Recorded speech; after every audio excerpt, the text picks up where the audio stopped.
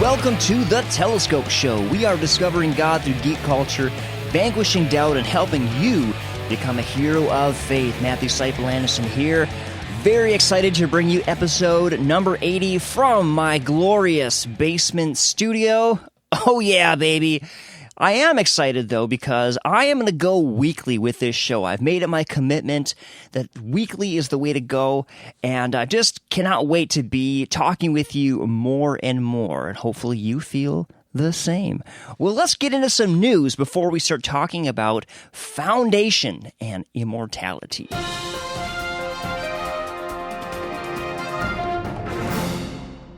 In the news, Doctor Who Series 13 is set to kick off October 31st, aka Halloween. You know it's going to be a spooky one. You can always tell when you're watching a show that originally aired on regular TV because there's always a Halloween episode thrown into every season. You know, there's been many times my wife and I have been watching something and we look at each other and we say, "Oh, this is the Halloween episode. Oh yeah, okay, all right, we know where this is going." Well, a new trailer for Star Trek Picard has dropped. Go check that out ASAP. We're all very excited to check out Season 2 of that show, and any glimpse behind the curtain is very welcome. Well, speaking of Star Trek, William Shatner is scheduled to blast off into space. For real! Like, old dude is going to space Wednesday the 13th, and he's traveling with Blue Origin, the space tourist company of Amazon founder Jeff Bezos. So that's pretty amazing. What a cool lifetime thing. Kind of like a cherry on top. You know, you've lived your whole life as a space captain or being famous for being a fictional space captain, and you get to go to space in your 90s. Good job. Way to go, William. Hey, speaking of good job, William Shatner, what an accomplished guy. Do you want to hear William Shatner not only talk over music, but rap? Well, you can hear that. He just released an album titled Bill, and it's listed as a spoken word album on Apple Music, and I listened to a little bit, and all I can say is there are no words to describe this, and you just need to go check it out for yourself. Maybe I would just preview it by saying, Shatner may live forever in our hearts, but I don't know that his albums will. But they are worth checking out nonetheless. Speaking of immortality, Russian scientist Alexei Turchin is working on immortality. And I found this on IndiaTimes.com. Alexei Turchin is a scientist who records his life to become immortal in the future. Here are some highlights from the article. Alexei Turchin is a life extensionist and transhumanist from Russia who feels that a human can attain immortality in a variety of ways with the help of advanced technology. He has listed out a paper discussing an quote, immortality roadmap, end quote, to help humans live forever. The roadmap has 4 different plans that people can pick to choose their path to indefinite life extension. Plan C, however, is the more interesting one. It's called digital immortality. In case cryonics becomes a dead end, you could always rely on digital immortality. This is something Alexei himself practices, where he has gigabytes of data that he records and stores either in the cloud or offline storage, as well as traces of his DNA. And they have a picture of him. Looks like he's sitting in some kind of lazy boy with this crazy apparatus attached to his head.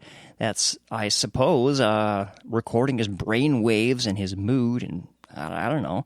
It's pretty crazy. So anyway, this guy thinks that humans can live forever and that eventually either we can become digitized or some kind of super intelligent artificial intelligence will help us live forever in mechanical bodies.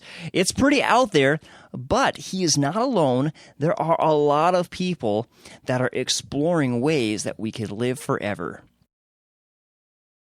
All right, let's dive into our feature content, Foundation and Immortality.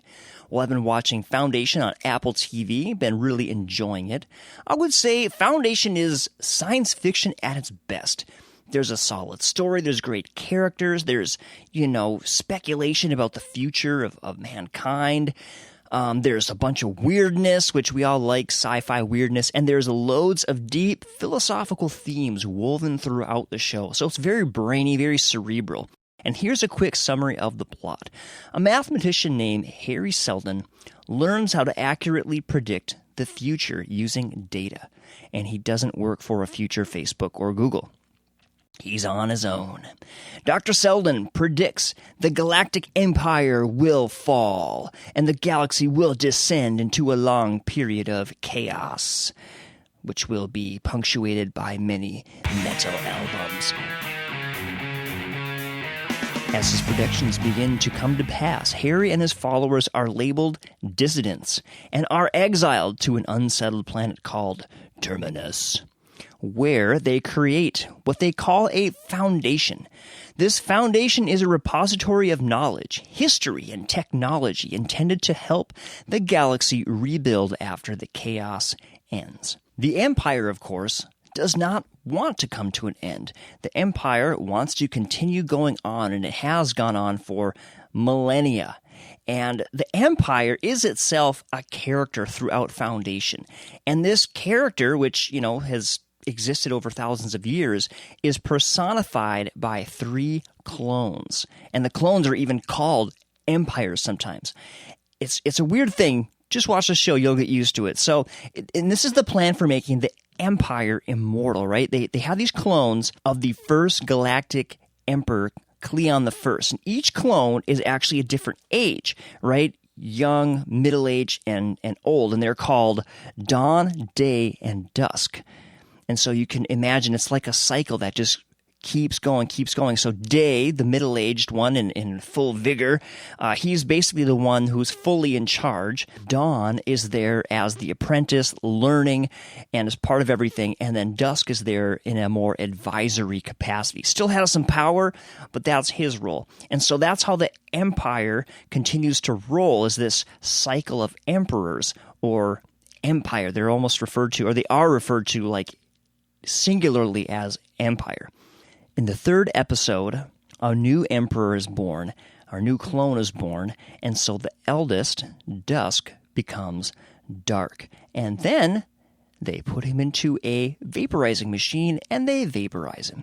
And as I was reflecting on that, I wondered if Alexei Turchin, our Russian scientist, would be okay if the super intelligent artificial intelligence that he's waiting for and putting his trust in were to look at him and say, "Upload complete. Please step into the biodisintegration chamber." I don't know. I kind of don't feel like it. Like, if I was in his place, I'd be like, yeah, I'm really glad that we have a digital copy of me, but I'm still here, kind of want to live out my days naturally. Digital immortality doesn't exactly solve the problem of physical mortality. There's an old song that says this: everyone wants to go to heaven, but nobody wants to die. And isn't that the truth? In John 11:25, Jesus said, "I am the resurrection and the life. Whoever believes in me, though he die, yet shall he live."